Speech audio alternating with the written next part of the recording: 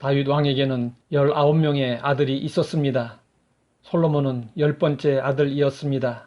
그의 위로 형들이 9이나 있었습니다. 아주 특별한 일이 아니면 왕이 될 수 없었습니다.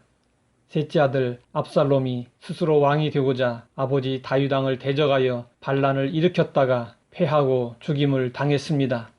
넷째 아들 아도니아가 또다시 왕이 되려고 시도하다가 그도 역시 죽임을 당했습니다.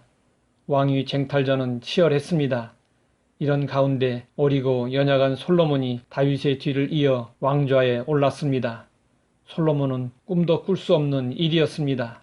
그러면 다윗이 여러 아들 가운데 솔로몬을 후계자로 세운 이유는 무엇이었을까요?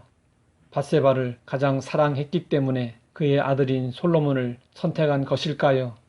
물론 다윗이 밧세바를 사랑했지만 그것 때문이 아니었습니다. 중요한 것은 하나님의 말씀 때문이었습니다. 다윗은 솔로몬에게 그 말씀을 전해 주었습니다. 보라, 한 아들이 내게서 나리니 그는 온순한 사람이라. 내가 그로 주변 모든 대적들에게서 평온을 얻게 하리라. 그의 이름을 솔로몬이라 하리니 이는 내가 그의 생전에 평안과 안일함을 이스라엘에게 줄 것임이라. 그가 내 이름을 위하여 성전을 건축할지라. 그는 내 아들이 되고 나는 그의 아버지가 되어 그 나라 왕위를 이스라엘 위에 굳게 세워 영원까지 이르게 하리라 하셨나니. 다윗이 솔로몬을 후계자로 지명한 것은 하나님이 솔로몬을 택하시고 그를 통해 성전이 건축될 것이라는 하나님의 말씀 때문이었습니다. 솔로몬이 왕위에 오른 것은 하나님의 계획된 뜻이었습니다.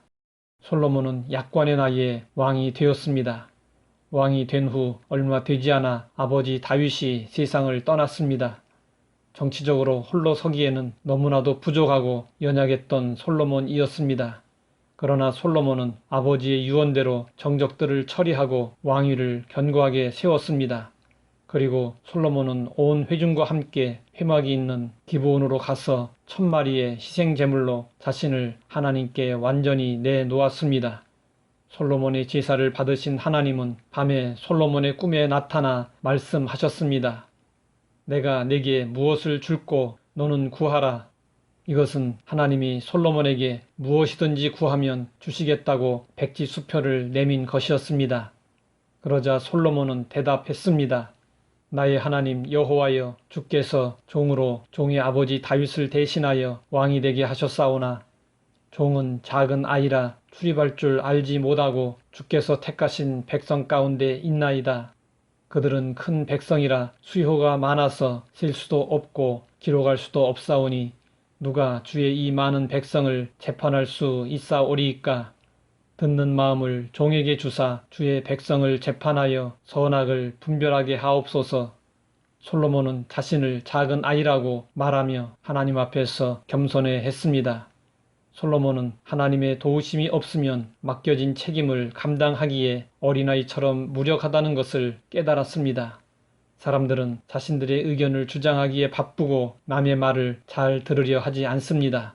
그러나 솔로몬은 듣는 마음을 구했습니다.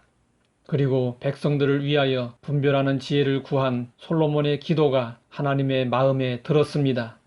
이 기도로 인해 솔로몬의 인생은 완전히 뒤바뀌게 되었습니다. 하나님은 솔로몬에게 전무후무한 지혜자가 될 것이라고 약속하셨고 솔로몬이 구하지 않은 부귀와 영광까지 허락해 주셨습니다. 예수님은 하나님 나라의 백성들이 구해야 할 것에 대해 말씀하셨습니다. 너희는 먼저 그의 나라와 그의 의를 구하라. 그리하면 이 모든 것을 너희에게 더하시리라. 우리의 기도가 하나님의 뜻에 합당하고 하나님의 뜻을 이루기 위한 것이라면 하나님은 곧바로 응답하십니다. 그뿐 아니라 구하지 않은 것까지 풍성하게 허락해 주십니다. 하나님 아버지, 어떤 기도가 하나님의 마음에 드는 기도인지 알게 하시니 감사합니다. 먹고 입고 마시는 것으로 염려하지 말고 먼저 그의 나라와 그의 의를 구하게 하옵소서. 예수님의 이름으로 기도드립니다.